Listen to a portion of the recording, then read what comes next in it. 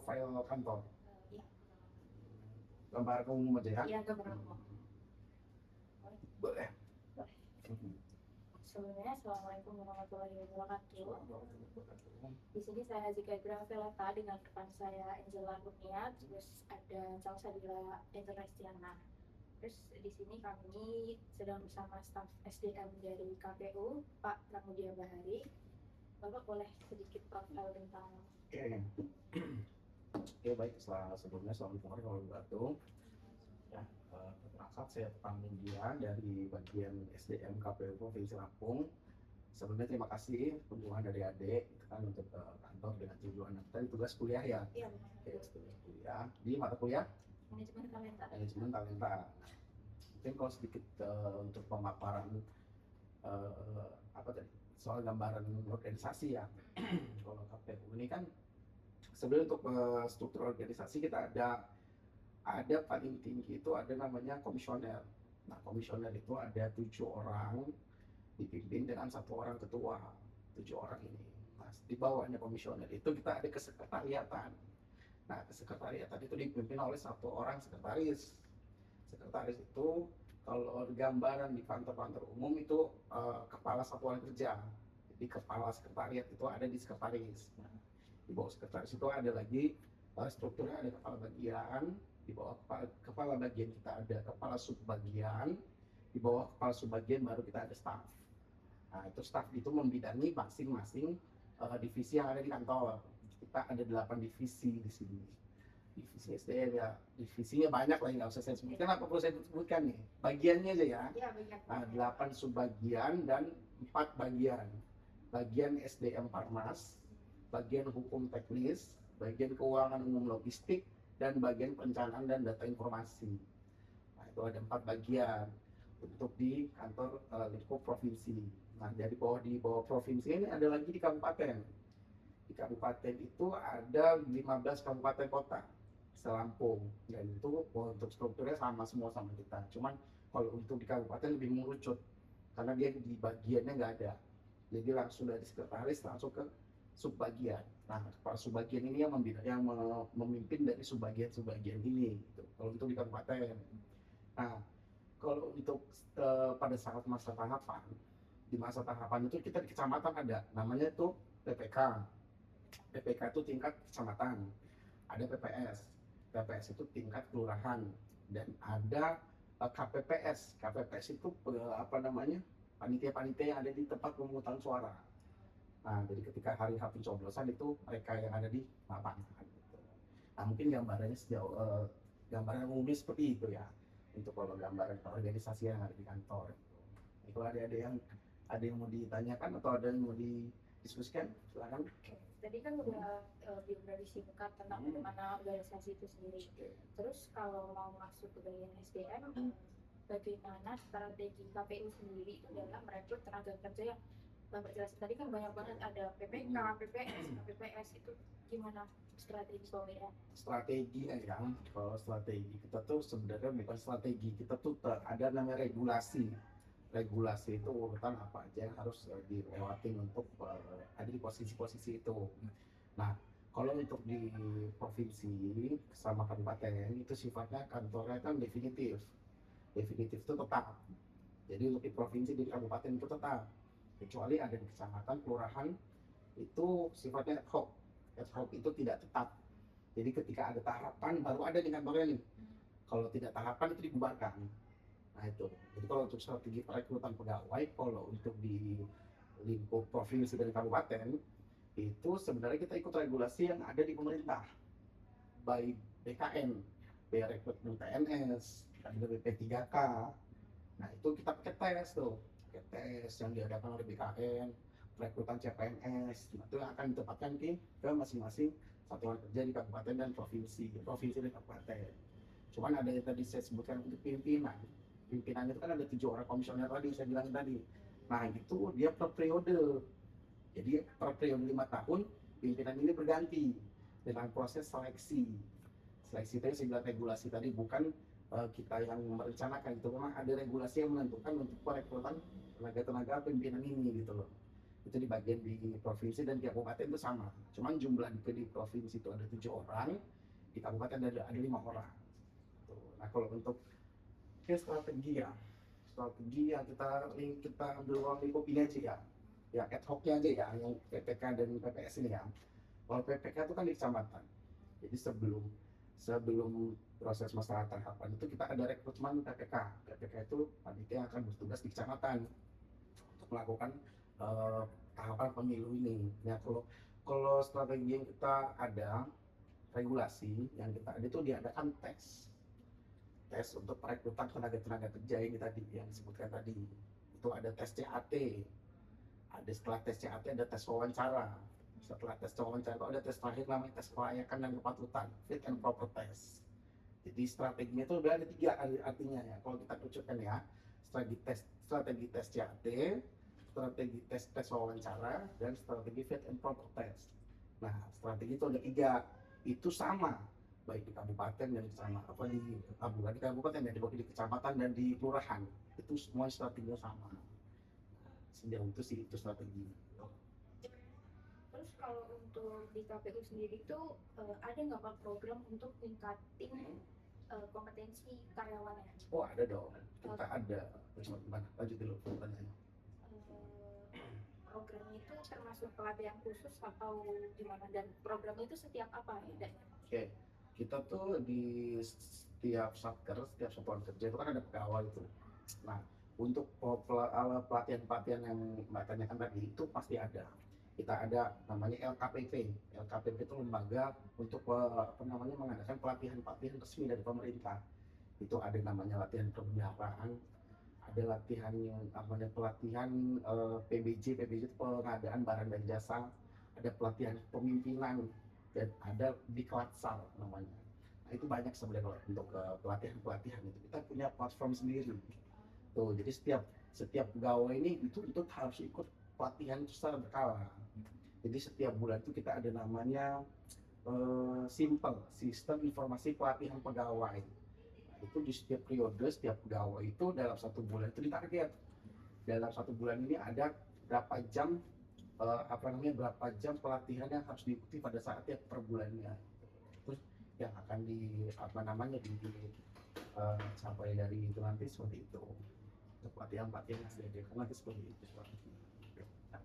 Ini pelatihan itu jadi setiap bulan itu Ya bulan harus dong, karena itu untuk ini ya, untuk kapasitas kita sebagai pegawai kan itu harus di upgrade dong. Kan nggak mungkin yang kami udah tua-tua ini, kan kalian masih muda-muda kan pasti kan ada yang metode ini itu segala macam kan kami harus ikuti kan cara-caranya itu. Digitalisasi tadi kan itu penting gitu loh. Itu kalau untuk masalah peningkatan kompetensi pegawai tadi gitu. Terus kalau boleh tahu dari itu kan programnya kan banyak, ada nggak dari KPU sendiri buat mengukur efektivitas sejauh mana program itu tuh berhasil ya. Kalau dari KPU sendiri, karena kita ini basicnya kantor pemerintah ya, jadi kalau untuk tolak ukur itu ada namanya SKP. Masing-masing pegawai itu punya namanya standar kinerja pegawai, namanya SKP. Nah itulah yang untuk mengukur kapasitas kita seperti apa setelah banyak pelatihan yang harus di-upgrade. Setelah kita setiap hari juga kan regulasi kerja kita di kantor seperti apa. Nah itu nanti ada di namanya SKP. SKP itu dinilai oleh pimpinan kita langsung. Misalkan saya punya kasubag. Nah nanti kinerja saya itu dinilai sama kasubag. Dalam SKP itu dinilai 3 bulan sekali. Tuh, per 3 bulan itu kita harus ngisi ke SKP apa aja yang udah kita capai. Ya kan? Jadi nanti pimpinan kita lihat, oh bener nggak nih si A tingkatan capaian kerja seperti ini gitu. Kalau nggak salah nih ya nanti ada nilai tersendiri gitu, terlampaui atau enggak terlampauinya itu nanti diukur dari situ. Nah, itu untuk proses tadi untuk pengukuran efektivitas itu. Kalau misalnya program itu tidak ada peningkatan dalam 3 bulan itu gimana? Sanksi itu ada sanksi dari atasan langsung, itu surat pernyataan tidak puas atas kinerja pegawai. Kalau dari atasan pimpinan kita udah ada surat keterangan tidak puas itu akan salah satu nanti ada namanya nanti dibuat satu tim untuk tim inilah ya, tim apa ya bahasanya ya, eh, penilaian lah. Maksudnya si pegawai ini kenapa dia dapat surat tidak puas dari pimpinannya gitu, nanti akan dipanggil, akan kita pindahin keterangan, dan kalau memang betul atas dasar ketidakpuasan si pimpinan tadi memang benar, itu nanti dikeluarkan sanksi. Sanksinya itu baik bisa berupa penurunan pangkat jabatan, bisa penurunan karir, dan terakhir bisa pemecatan, penghentian hubungan kerja. Itu dipecat dari PMS, dari kepegawainya diberhentikan. Berarti tadi indikatornya dari SKP. SKP. Ya, SKP. Terus kalau untuk pekerja yang di kantor seperti ini sama yang di lapangan kalau saat pemilu itu sama nggak Pak indikatornya penilaian? Penilaiannya enggak, beda. Kalau tidak, kalau kita untuk SKP itu kan untuk pegawai ya, pegawai yang memang terikat sama pemerintah ya. Kalau yang di bawah itu laporan dari masyarakat. Karena kan misalkan Mbak ini kan misalkan di kabupaten atau di kecamatan mana nih misalkan. Nah, itu di salah satu itu kan nanti kan ada penugasan tuh. Ada si A ditugaskan di kecamatan ini. Nah, nanti ada laporan, saya kurang puas loh sama kinerja si A. Karena kok sepertinya ada penyelewengan seperti ini. Buktikan dengan data ya pastinya ya. Datanya seperti ini nih, saya punya kok Pak Bu, buktinya seperti ini gitu. Nanti di cross check nih dari pimpinan yang saya sebutkan komisioner. Nah, untuk yang di bawah-bawah itu mereka yang punya wewenang untuk memproses di kecamatan dan kelurahan ini. Kalau memang ada kinerja yang memang nggak sesuai dengan regulasi yang dilanggar, ya itu banyak juga sanksinya, ada pemutusan hubungan kerja. Bahkan kalau sanksi apa namanya itu dengan ada indikasi kriminal, itu bisa diproses secara hukum. Kita pengaduannya melalui apa Pak? Kan Iya. warga kan yang Kalau pengaduan ini ya sebenarnya banyak sih ya, kayak misalkan ada indikasi ya, let's say kita anggaplah ada indikasi penyelewengan dana. Nah, misalkan kita tahu nih buktinya seperti ini nih, ya kita lapor itu ada namanya Bawaslu, rekan partner yang lapor di Bawaslu, ada pengawas pemilu. Nah, si warga ini bisa lapor nih ke Bawaslu. langsung atau Ada form yang diisi. Nanti dari Bawaslu itu mereka mengeluarkan form, dan mereka juga ada namanya Gakumdu. Gakumdu itu apa ya, hukum terpadu gitulah. Jadi kalau kita untuk pengaduan itu ada di situ semua. Nanti ada formulirnya masing-masing, pelanggaran apa itu ada formulir masing-masing. Atau di bawah itu seperti itu.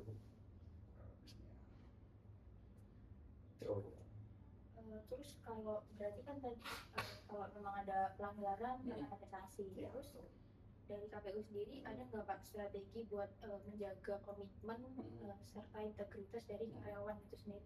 Pasti ada ya. Kalau terkait untuk menjaga komitmen itu, kami setiap tahun itu 2 kali menandatangani fakta integritas namanya. Fakta integritas itu bukti komitmen kami sebagai pegawai, sebagai ASN yang ada di lingkup kantor itu untuk menjaga integritas, untuk menjaga kinerja. Jadi waktu kita sempit sih, kalau waktunya panjang saya bisa sih nunjukin itu figura itu di situ pasal integritas yang kita tanda tangani semua. Satu kantor itu kita tanda tangani semua sih. Itu. Kalau memang waktunya agak lapang enak saya bisa sih ngasih lihat, cuma karena kita bisa harus kita buka gitu kan. Waktunya. Sudah ada iPad kan. Ngomong.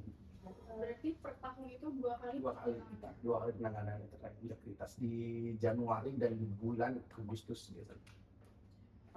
Ya. Dan sebelum masa tahapan pemilu pun kita penandatanganan fakta integritas, dan itu disaksikan oleh Sekjen KPU RI. Semua serentak satu Indonesia itu melaksanakan hal itu, tanda tangan fakta integritas itu, baik dia pegawai, baik dia pimpinan, baik dia dari level terbawah di kantor sampai level tertinggi. berarti Seluruh itu ada komitmen itu, dan itulah yang jadi payung kita bahwa kita memegang integritas itu. Jadi ketika kita ada suatu saat nanti kita ada laporan pengaduan, ya kita harus siap gitu, karena kita udah menandatangani fakta integritas itu. Ya udah seperti itu lah. Terus Pak, kalau masalah turnover itu di sini cukup tinggi atau enggak? Turnover itu gimana tuh? stres kerja gitu Pak. Stres kerja. Masuk karyawan. Oh, keluar masuk karyawan maksudnya kayak yang keluar soal dia masuk lagi gitu kan. Kalau turnover itu ya oke lah ya, kita pakai bahasa turnover ya. Turnover itu kalau di KPU itu cuman kalau di selagi nggak ada masalah, nggak ada problem, itu cuman pensiun yang bisa mengeluarkannya itu selagi kita selama masa kita bekerja di sini itu nggak pernah ada problem, nggak ada laporan, nggak ada indikasi kriminal, itu cuman cuman pensiun yang bisa bikin kita selesai keluar gitu kan. Cuman kalau untuk masuk ya seperti yang saya jelaskan tadi, ada seleksi kita CPNS, seleksi P3K, nah itu yang dilakukan oleh pemerintah. Berarti jarang ya Pak resign di tengah-tengah Jarang. kontrak gitu. Sangat jarang, kecuali dia dikeluarkan atas dasar ada problem ya, ada problem kriminal misalkan narkoba atau apa, itu udah mutlak mutlak memang pemutus hubungan kerja. Terus kalau di KPU sendiri kan itu tadi ada jajaran yang atas terus ke bawah gitu.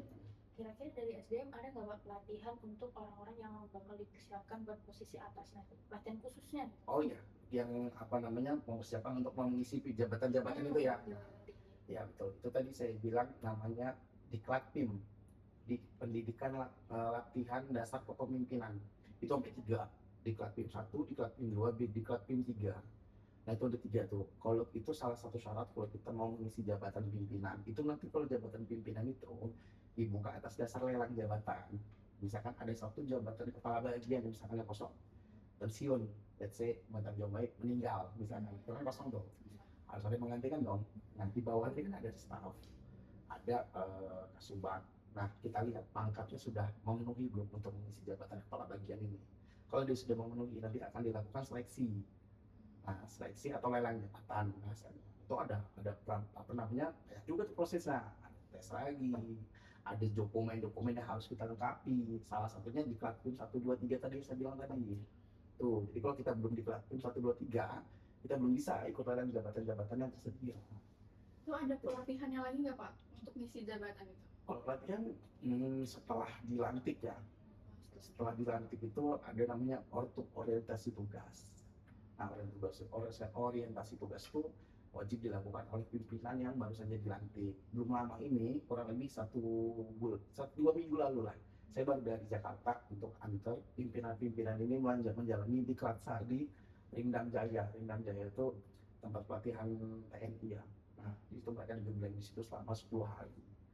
Nah, disitulah untuk pelatihannya diadakan situ. Jadi setelah mengikuti itu, nah, baru punya sertifikat sudah melakukan pelatihan itu. Sejauh ini tuh. Jadi kan kalau misalnya di setiap bagian atau di setiap kayak organisasi gitu perusahaan gitu kan pasti ada tantangannya ya Betul. buat mengelola SDM-nya gitu. Apalagi kalau misalnya sekarang kayak mungkin menjelang di pemilu atau di waktu pemilu itu kira-kira tantangan apa sih yang paling ini? Tantangan untuk pegawainya ya. Buat gimana kita manage SDM kita gitu. Kalau sejauh ini ya, karena kebetulan saya ada di bagian SDM. Kalau untuk tantangan itu cuma satu, kita harus jaga soliditas dari teman-teman pegawai, soliditas antar subbagian, antar bagian. Kadang-kadang ya kita namanya manusia ya, ada namanya ego sektoral. Ada yang bagian ini merasa itu bukan bagian saya nggak mau campur dong, saya nggak mau campur deh gitu kan. Ada yang bagian ini enggak, itu bukan bagian saya, jadi nggak mau deh saya ikutan gitu kan. Padahal kan kita dalam lingkup satu kantor. Nah tantangannya tuh di situ, kita untuk menyatukan bagian ini jadi satu, merasa memiliki satu lembaga ini, itulah tantangannya kalau menurut saya. Ini menurut saya pribadi ya, karena itu yang saya lihat selama ini gitu, untuk menyatukan 8 divisi ini menjadi satu kepala, menjadi satu visi itu kadang-kadang agak susah, misinya banyak gitu kan. Ada yang ngerasa enggak, saya tugasnya cuma ini doang kok, jadi PKN segala kegiatan nggak usah ikut-ikutan, ikut kegiatan bagian sana gitu.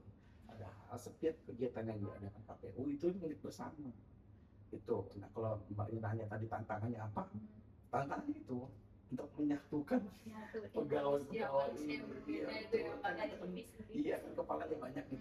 Untuk kita jadiin satu tuh kadang-kadang itulah tantangannya, untuk jaga soliditas. Nah, tapi ada untuk gimana caranya kita bisa buat teman-teman ini solid.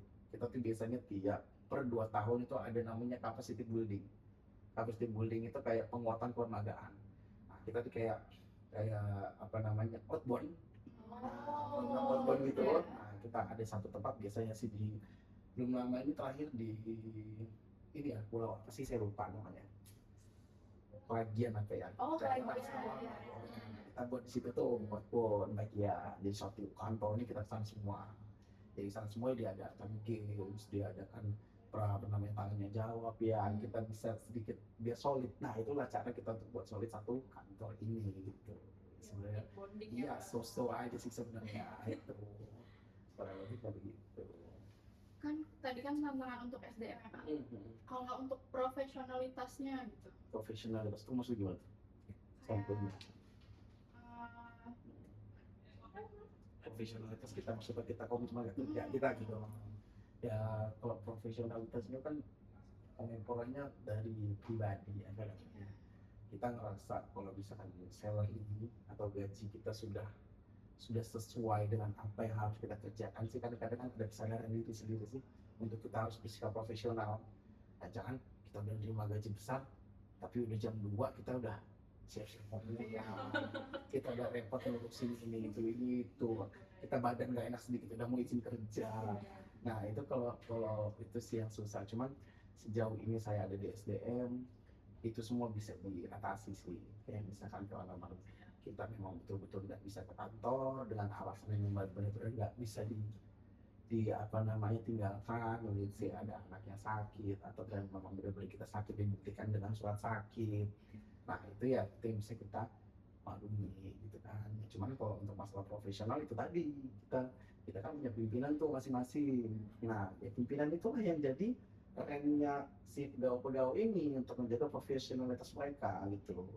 Karena kan kalau profesionalitas itu justru sekali lagi kan harus keluar dari diri kita sendiri ya. Nggak bisa kan kalau kita kamu harus profesional. Kita mau kencengin gimana pun kalau orangnya harus nggak mau profesional ya mau gitu loh.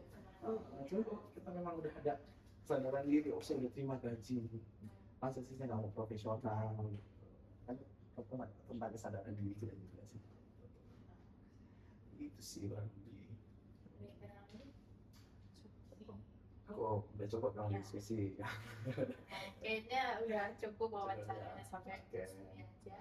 Kita juga udah dapat banyak insight baru dari Bapak. Iya. Kita yang nggak tahu apa-apa tentang KPU sekarang jadi tahu banyak. Pengalaman ya. Dari Bapak kita tentang KPU ini. Kamu semester berapa? Mbak? Oh, mau selesai ya? SE ya? Atau SEB? SM. Itu jurusan baru nggak ngomong ya? Manajemen. Jadi sekarang maksudnya iya. Masih SE ya? Iya, belum lama Pak. Belum lama sekarang Saya itu baru 2017, tapi masih SE loh saya. Iya, sekarang masih Lalu masih tua saya ngomong. masih muda Bapak. Masih muda, masih Banyak sih ya, teman-teman juga ada yang dari Unila. Biasa kalau PK 6 bulan di sini. boleh. Boleh. Magang 6 bulan. Baju yang gimana Pak? Ya, bikin surat aja. Buat surat, bawa ke sini, mau magang di sini selama 6 bulan. Banyak kok. Kakak tingkat kalian juga udah sih. Jangan nggak percaya itu udah ada jadi PNS tuh. Udah dimantap. Magang. Iya. Tapi kalau 2 orang tuh. dari